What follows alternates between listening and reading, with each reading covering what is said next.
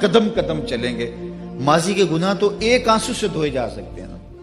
وہ ایک فقیر تھا, بازار میں کھڑا رو رہا تھا, تو کسی نے روک کے کہا بابا کیا ماجرا ہے, کسی نے مارا ہے, کیوں رو رہے ہو؟ اس نے کہا نہیں کوئی ایسی بات نہیں, ان لوگوں کے رویے نے رلا دیا.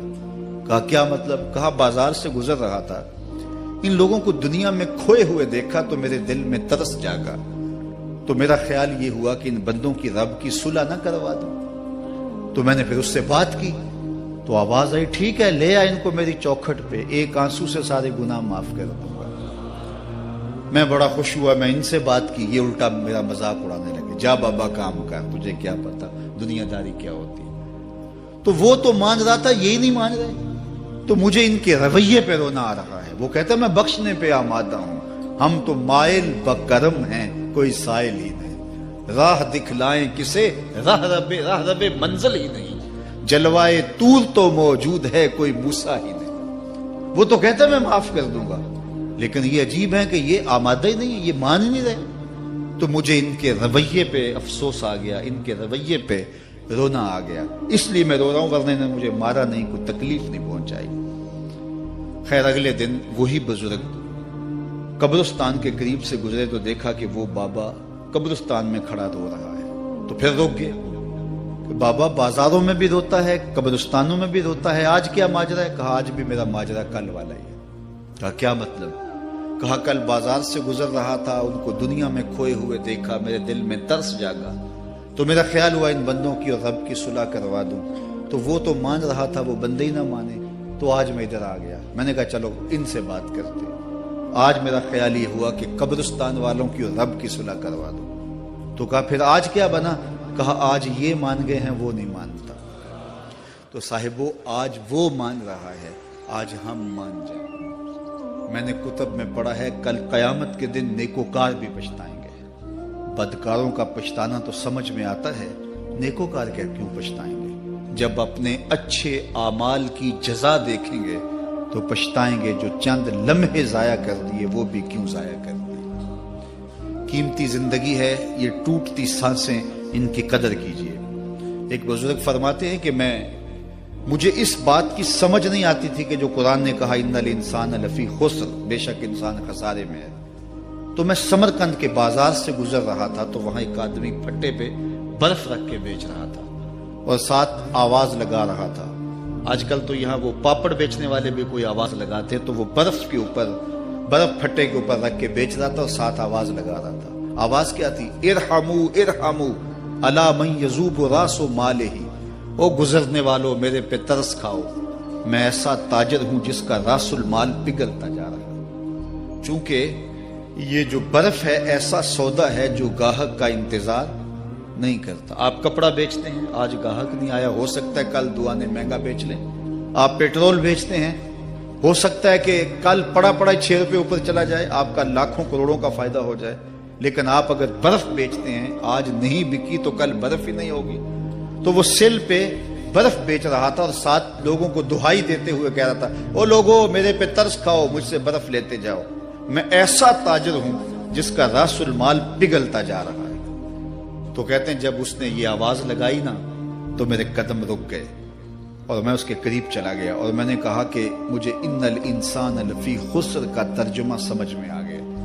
جس طرح تیری برف پگھلتی جا رہی ہے, میری زندگی پگھلتی جا رہی ہے.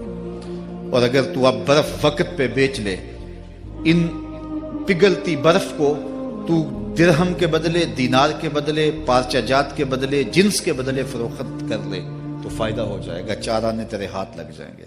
اور میں بھی ان سانسوں کے بدلے درود پڑھ لوں, ان سانسوں کے بدلے سجود کر لوں, ان سانسوں کے بدلے قیام کر لوں, کسی دکھی کے سر پہ ہاتھ رکھ لوں, کسی پریشان کی پریشانی دور کر دوں, تو میری سانسیں کام آ جائیں گی. ورنہ یہ ٹھہریں گے نہیں. سوئے ہوئے ہوں تو پھر بھی سانسیں ٹوٹ رہی ہوتی. تو ہم کتنی جلدی موت کی طرف بڑھ رہے ہیں, تو زندگی کتنی مختصر ہے اور ہم کتنے بے پرواہ ہیں. آنکھیں اس وقت کھلتی ہیں جب آنکھیں بند ہوتی ہیں, لیکن کیا فائدہ اس وقت کا. آج کا پچھتاوا کل کی بہتری کی ضمانت ہے, اور آج کے پچھتاوے سے کل کی زندگی کی خوبصورتی نصیب ہو سکتی ہے. اس لیے یہ ڈھلتا ہوا سورج, یہ دیکھیں ابھی جب داخل ہوئے تھے تو سورج ابھی سر پہ تھا, لیکن اب سورج درد غروب سے زرد ہو چکا ہوگا اور چند لمحوں کے بعد وہ نگاہوں سے اوجھل ہوگا۔ میاں صاحب بھی بولے کہ زندگی تیری جو ہے ڈوبتے سورج کی طرح ہے، دیگرتے دن گیا محمد اوڑک نو ڈوب جانا۔ تو یہ میں اور آپ لمحہ لمحہ موت کے قریب ہو رہے ہیں۔ اس سے قبل کہ وہ وقت آئے کوئی حجت باقی نہ رہے، مجھے اپنی زندگی کو، آپ کو اپنی زندگی کو اللہ اور اس کے رسول کی چوکھٹ پہ حاضر کر دینا ہے۔ ہمارے میزبان محترم نے کہا والدہ ماجدہ کی بابت، تو آج ان کے اصالِ ثواب کے لیے میں اور آپ جمع ہیں۔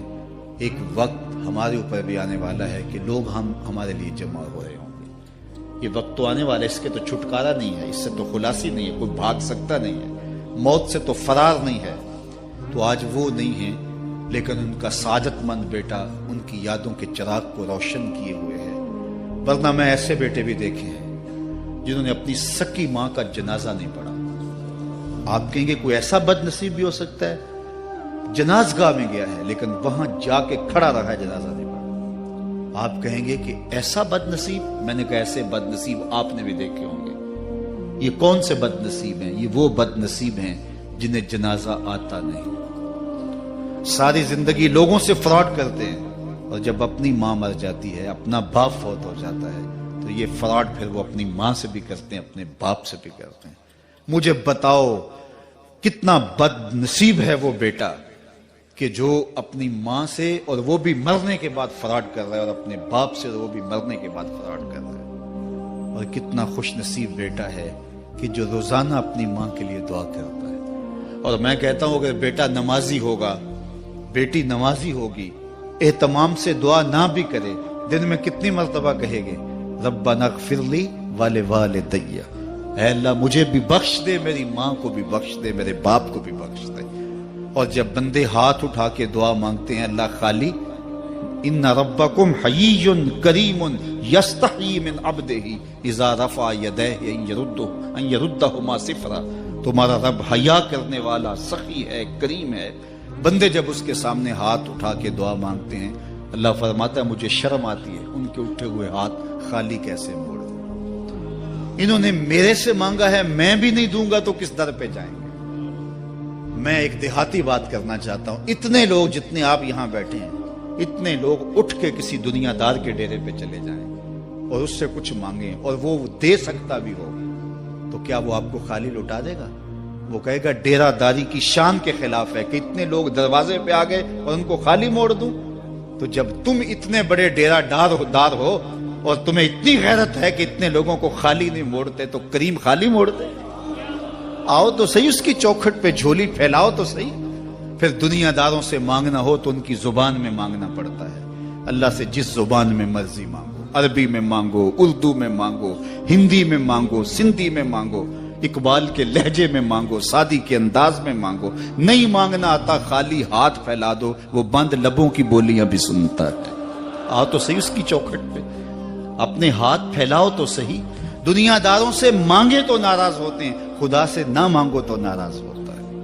اللہ کل ما یابو بکم ربی لولا دعاؤکم، آؤ نا اس کی چوکھٹ پہ، دستے طلب دراز کرو۔ دنیا داروں سے مانگنے کے لیے وقت چاہیے۔ اس وقت تو صاحب سوئے ہوں گے، اس وقت تو ناشتہ کر رہے ہوں گے، اس وقت تو بیوی بچوں کے ساتھ مشغول ہوں گے، لیکن اللہ سے جب بھی مانگو، پچھلے پہر کنڈی کھڑکاؤ، در رحمت کھلا پاؤ گے۔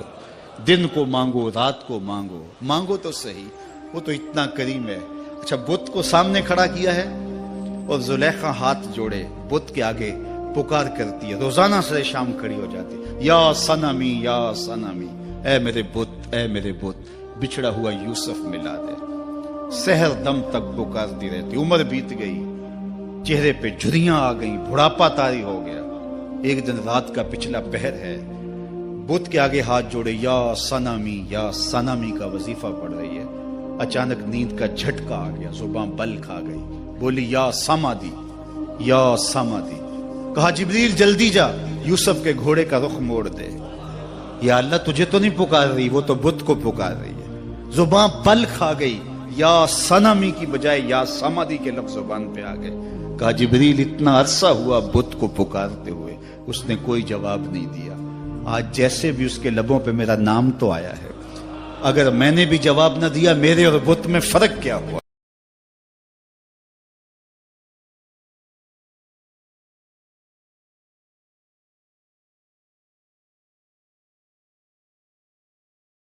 یہ بھی پڑھا ہے جو اپنے والدین کے لیے روزانہ دعا مانگتا ہے، والدین زندہ ہوں تب بھی، فوت ہو گئے ہوں تب بھی، روزانہ ماں باپ کے لیے جو شخص دعا مانگتا ہے ساری زندگی اس کے رزق میں بے برکتی نہیں آ سکتی۔ تو اپنے ماں باپ کو اگر زندہ ہیں تو قدر کرو، فوت ہو گئے ہیں تو ان کے لیے کثرت کے ساتھ دعا کرو۔ یہ گھنا سایہ ہے۔ کبھی آپ نے درخت کو دیکھا ہے کہ ساری دھوپ اپنے پتوں میں جذب کرتا ہے اور نیچے بیٹھنے والوں کو چھاؤں دیتا ہے؟ ماں باپ سارے دکھ اپنے اوپر لیتے ہیں، اپنی اولاد کو آسائش اور راحت پہنچاتے ہیں۔ قدر نعمت زوال نعمت کے بعد ہوتی ہے۔ جب نعمت پاس ہو تو قدر نہیں ہوتی، جب چھنتی ہے تو پتہ چلتا ہے کہ کتنی بڑی دولت تھی جو چھن گئی۔ میں تو آپ کیا، میری اور